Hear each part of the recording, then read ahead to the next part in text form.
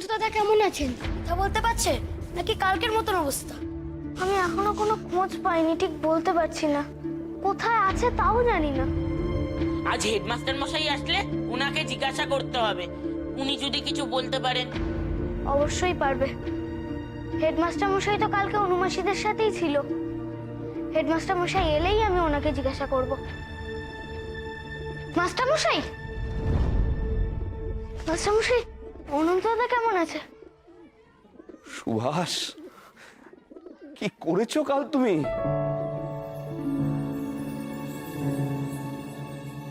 তোমার জন্য অনন্ত দাদা প্রাণে বেঁচে গেছে,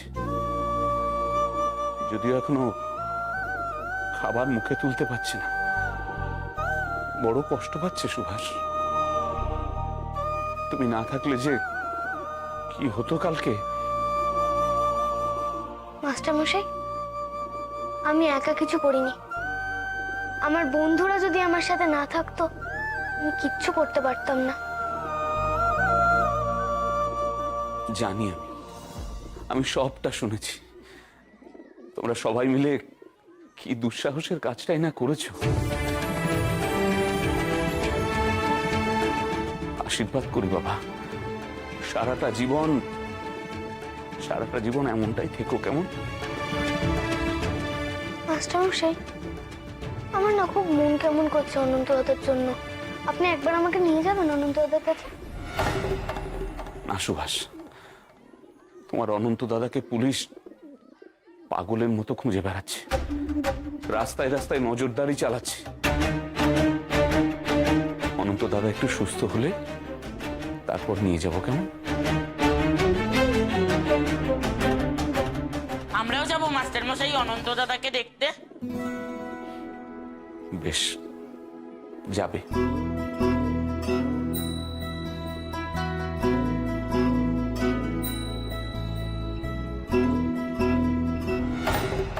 কে এই অনন্ত,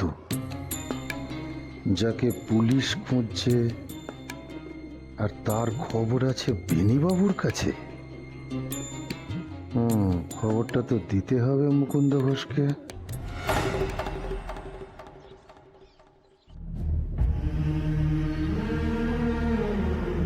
একে গায়ে বিষ ব্যথা, তার মধ্যে বৃষ্টিতে ভিজে ধুম জ্বর।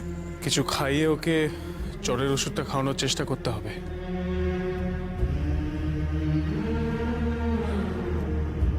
সুভাষ, সুভাষ ঠিক আছে? ও কোনো বিপদ হয়নি তো? এখনো কোনো খবর পাইনি সুবীর। আমি তোমাকে খোঁজ নিয়ে জানাবো। মাস্টারমশাই স্কুলে গেছেন, নিশ্চয়ই একটা খবর পাবেন। তুমি এবার একটু খাওয়ার চেষ্টা করো।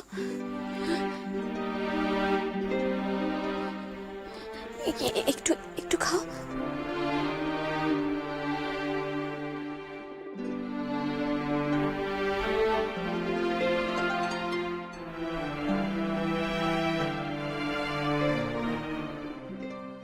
অনন্ত, শামসুল আলম কিন্তু এখনো কটকে আছে। তুমি তো ওকে দেখেছো, সুস্থ বোধ করলে ওর বর্ণনাটা যদি একটু বলো। শামসুল আলম, চিপচিপে চেহারা, চোখগুলো ধূর্ত।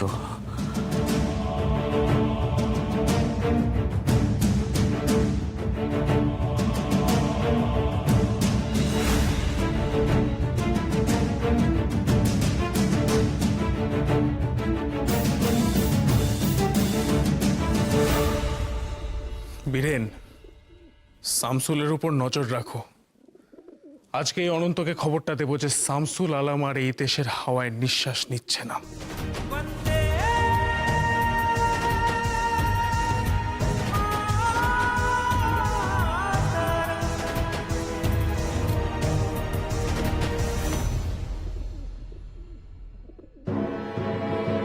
অনন্তকে চাই, অনন্তকে চাই। অনন্তকে কোথায় পাবো? এই বেটার ছেলের জন্য আমার ডিমোশন হয়ে যাবে, আমি ভাবিন্দার হয়ে যাব। স্যার,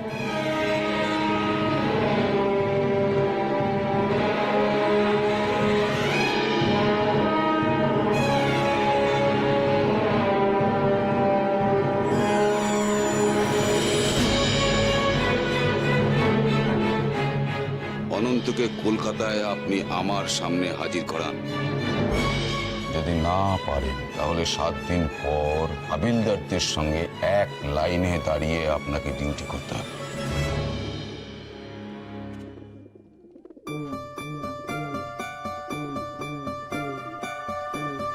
অনন্তকে ধরতে না পারলে আমাকে এই পোশাক পরে ডিউটি করতে হবে।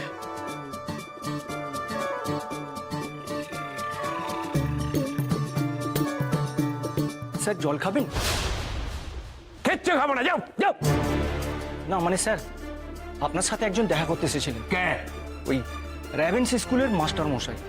আমি ওনাকে ডেকে দিচ্ছি আর আপনার জন্য জল আনছি।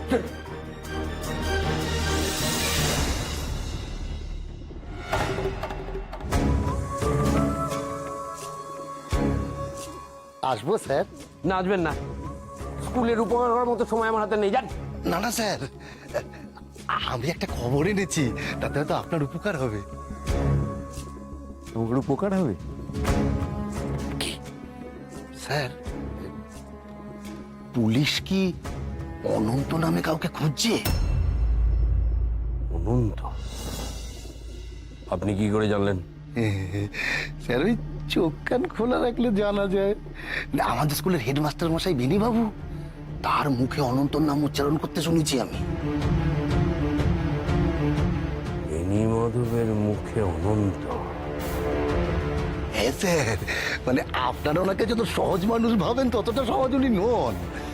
তবে আপনারা যে অনন্তকে খুঁজছেন সেই অনন্তই এই অনন্ত কিনা তা আমি জানি না। তবে আপনি খোঁজ নিয়ে দেখতে পারেন, হয়তো আপনার উপকার হলেও হতে পারে।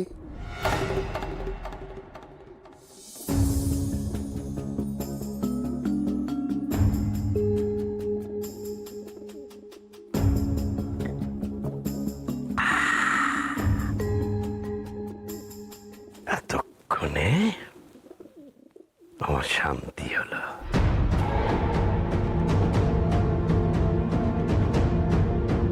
অনন্ত,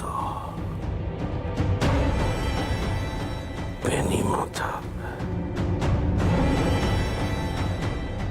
ঘুঘু দেখেছ, ভাত দেখনি।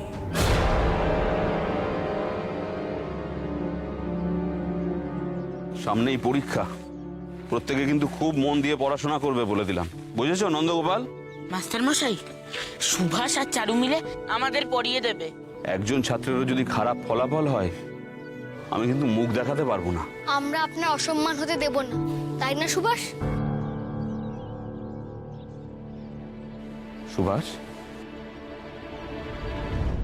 কি হয়েছে? তোমার মুখখানা অন দেখাচ্ছে কেন সুভাষ? মাস্টারমশাই, আমাকে অনন্ত দাদার কাছে নিয়ে চলুন না। আমার খুব ইচ্ছা করছে অনন্ত দাদার কাছে যাওয়ার। আপনি আমাকে কবে নিয়ে যাবেন? কি করবে অনন্ত দাদার কাছে গিয়ে বলো? অনন্ত দাদা একটুখানি কথা বলার মতো সুস্থ হোক, তারপরে নিয়ে যাও। অনন্ত দা এখন খেতেও পারছে না, কথাও বলতে পারছে না, খালি শুয়ে রয়েছে। অনন্ত দাদা খেতে পারছে না, কথা বলছে না? ওরা দেশকে এত ভালোবাসে যে ওরা সব কষ্ট সহ্য করতে পারে। আমিও শিখবো কি করে কষ্ট সহ্য করতে হয়। এখন তোমরা সকলে বাড়ি ফিরে যাও, কেমন? আমি তোমাদের কথা অনন্ত দাদাকে বলবো, আর অনন্ত দাদার কথা কাল সকালে তোমাদের স্কুলে এসে জানাবো। কি ভরসা আছে তো মাস্টারমশাইয়ের ওপর? আচ্ছা শোনো, আজ সন্ধ্যাবেলায় প্রত্যেকে আমার বাড়িতে পড়তে আসবে, সামনেই পরীক্ষা, সকলের খুব ভালোভাবে প্রস্তুত হতে হবে, কেমন? বেশ, এখন তোমরা এসো।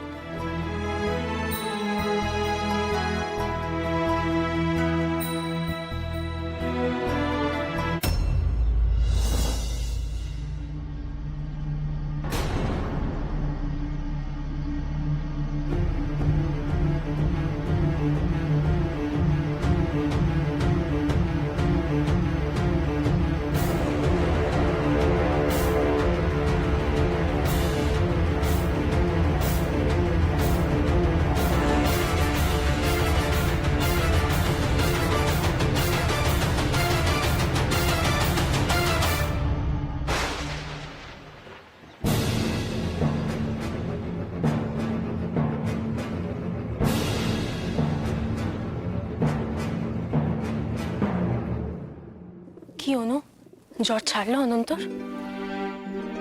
ঘাম তো দিচ্ছে। অনন্তদা, এবার একটু খাও। সে কি অনন্ত, মাথা নাড়লে হবে? তুমি তো কিছুই খাচ্ছ না। ডাক্তারবাবু তো খেতে বলেছেন, কষ্ট করে হলেও কিছু তো তোমায় খেতে হবে। যতীনদা, কি হয়েছে বীরেন বাবু? সমস্যা হচ্ছে তাই তো? আমরা এতজন আপনার এই বাড়িতে, ডাক্তার আসছে, লোকে সন্দেহ প্রকাশ করছে। ওসব হয়েই থাকে, অত ভাবার মতো এখনো কিছু ঘটেনি। কিন্তু একখানা ব্যবস্থা তো করতেই হয়।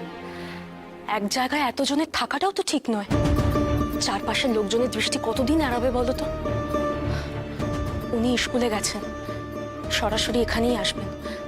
উনি আসুক, তারপর দেখি উনি কি সিদ্ধান্ত নেন। তেমন হলে আজ সন্ধ্যা নামার পর অনন্তকে না হয় আমাদের বাড়িতে গিয়েই রাখবো। যতীনদা, যতীনদা, খবর আছে।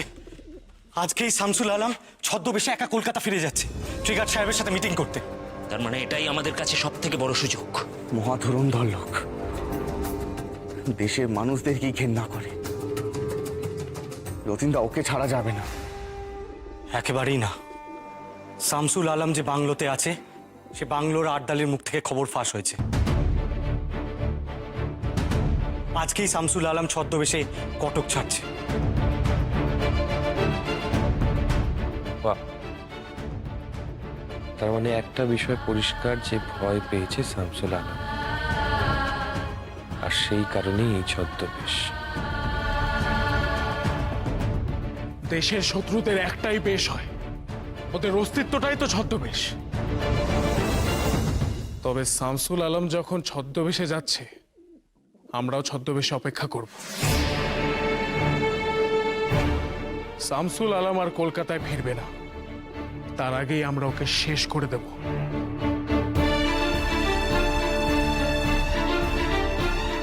কলকাতা যাওয়ার পুরী এক্সপ্রেস ঠিক 8টার সময় পুরী থেকে ছাড়বে, আর কটকে ঢুকবে 9:30। তাহলে বুঝতেই পারছো আমাদের কখন পথে বেরোতে হবে।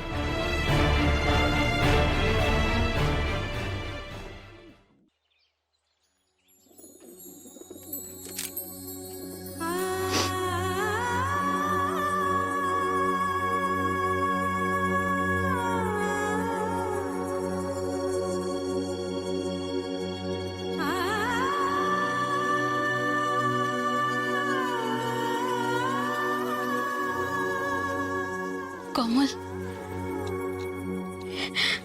আমার বিয়ের বালা, এই বালা জোড়া তুমি রাখো। মা আমায় দিয়েছিলেন। এগুলো আমার মামার বাড়ির স্মৃতি। দিদিমা মাকে দিয়েছিলেন, তারপর মা আমাকে। এখন তো এগুলো আমার আর কোনো কাজে লাগবে না ভাই। তুমি কিন্তু এগুলো কোনোদিন ভেঙো না, কেমন?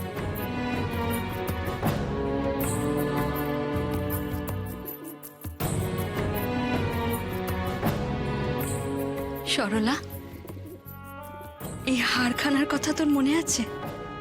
বিয়ের পর তোর জামাইবাবু কলকাতার এক বিরাট শ্যাকরাকে দিয়ে খুব শখ করে আমার জন্য গড়িয়ে দিয়েছিলেন। এই হারটা আমার আর পরা হবে না। সব মনে আছে দিদি, সব মনে আছে। তুই এরকম কেন করছিস? এগুলো কেন এখন আমাদের দিচ্ছ? পরে দিতে না হয়, এখন আমার তো আর কোনো কাজে লাগবে না রে বোন। তুই পড়িস, তুই তুই এই হারখানা নে। তুই ধর না, ধর। বিভা, বিভা, এ না, ধরো না দিদি। না, এই চুল দুটো তুমি রাখো। না না দিদি, আমি এগুলো রাখতে পারবো না, পারবো না এগুলো রাখতে। বিভা, এগুলো তোমার, কেন দিয়ে দিচ্ছ এগুলো আমাদের? বিভা, গয়না কি আর বন্ধ বাক্সে শোভা পায় বলো? আমি তো এগুলো আর পড়তে পারবো না। তোমরা পড়লে অন্তত আমি গয়নাগুলোকে চোখের সামনে দেখতে তো পাবো।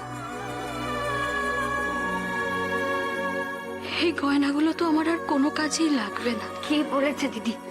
কে বলেছে এগুলো তোমার আর কোনো কাজে লাগবে না? দিদি, গয়না হলো সম্পদ। এগুলো যে কোনো সময় যে কোনো মুহূর্তে তোমার কাজে লাগতে পারে। না না, এগুলো আমরা কেউ নেব না। এই এই মেজো বৌমার হচ্ছে সবেতে বাড়াবাড়ি, সবেতে। হ্যাঁ, আচ্ছা কেন শুধু শুধু মেয়েটাকে কষ্ট দিচ্ছ বলো দেখি? কেন ওর কষ্টটা বাড়াচ্ছ? হ্যাঁ, তুমি কি এখন এই রীতি নিয়ম সব পাল্টে ফেলবে না কি বলো দেখি? হ্যাঁ, আরে বাবা, ওর ধর্ম মেনে চলতে গেলে তো ওকে সবকিছু ত্যাগ করতে হবে। ও যখন তোমাদের দিতে চাইছে গয়নাগুলো, নাও না, ওকে একটু ভার মুক্ত করো দেখি। এ তো ভার মুক্ত করা নয় পিসিদিমা, বরং ভার চাপিয়ে দেব।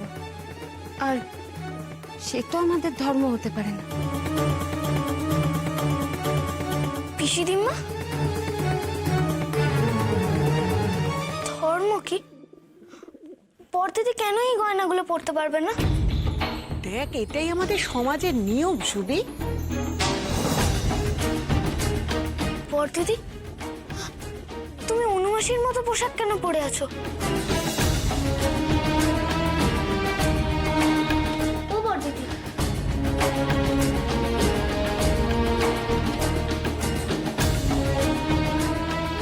শুভে, তোর বড় জামাই বাবু আর নেই, আর নেই ভাই। এখন তো আমাকে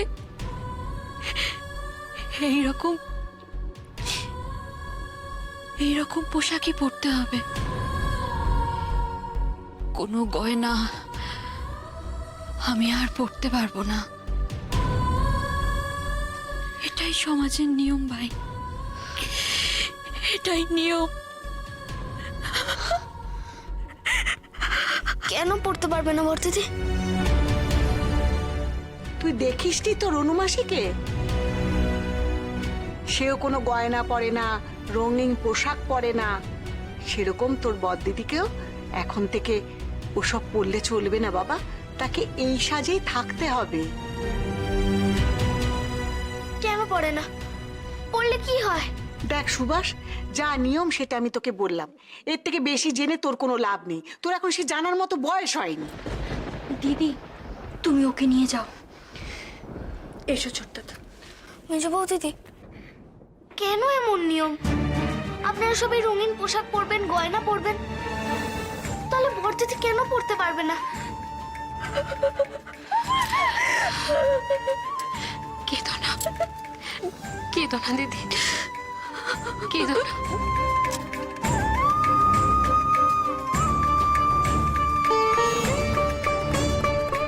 এগুলো আমি রাখতে পারবো না পিসিদিমা।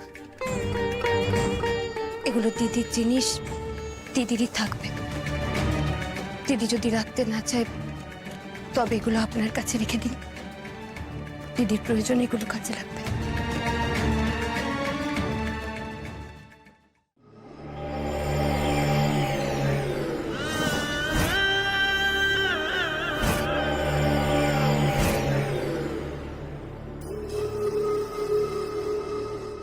So, everything is ready. রাত্রি 9টায় পুরী এক্সপ্রেস কটক হইয়া ভোর 5টায় তরিকাটা পৌঁছাইবে। মুকুন্দ ঘোষ কোথায়? স্যার, উহাকে সকাল থেকে দেখি নাই। খুব অদ্ভুত আচরণ করিতেছে, কিরম পাগল পাগল হইয়া গিয়াছে। তবে স্যার, আপনি এইভাবে যাইবেন, রিস্ক হইয়া যাইবে না? আমি আপনার জন্য কড়া সিকিউরিটির ব্যবস্থা করিয়াছিলাম। পুলিশ উইথ প্রোটেকশন আপনাকে ট্রেন অবধি চলিয়া দিয়ে আসিত। না,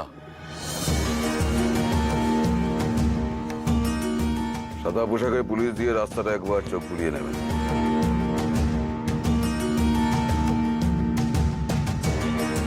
আপনি খালি দেখবেন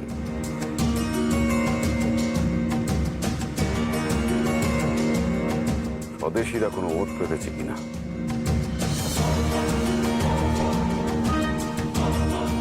আর আমায় কোন রকম গাড়ি দেবেন না। আমি শিওর আমাকে টার্গেট করবেই। গাড়ি দেখলেই ওরা আমাকে চিহ্নিত করে ফেলবে। Sir, please don't under estimate them. উহারা খুব ডেঞ্জারাস। তা না হলে কি করিয়া ওই চালের দোকানে আনন্দ আসে?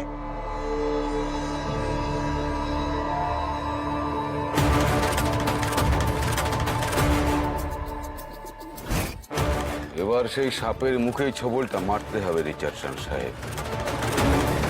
ভয় নেই, ওরা রাস্তায় লুকিয়ে থাকলেও আমাকে চিনতে পারবে না। আমি রেল অব্দি হেঁটে যাব।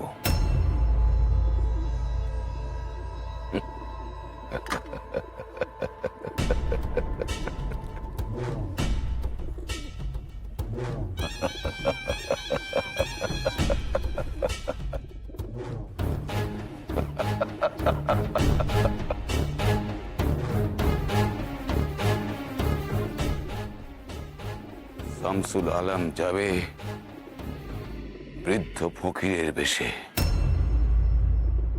যেটা ওদের কল্পনারও বাইরে।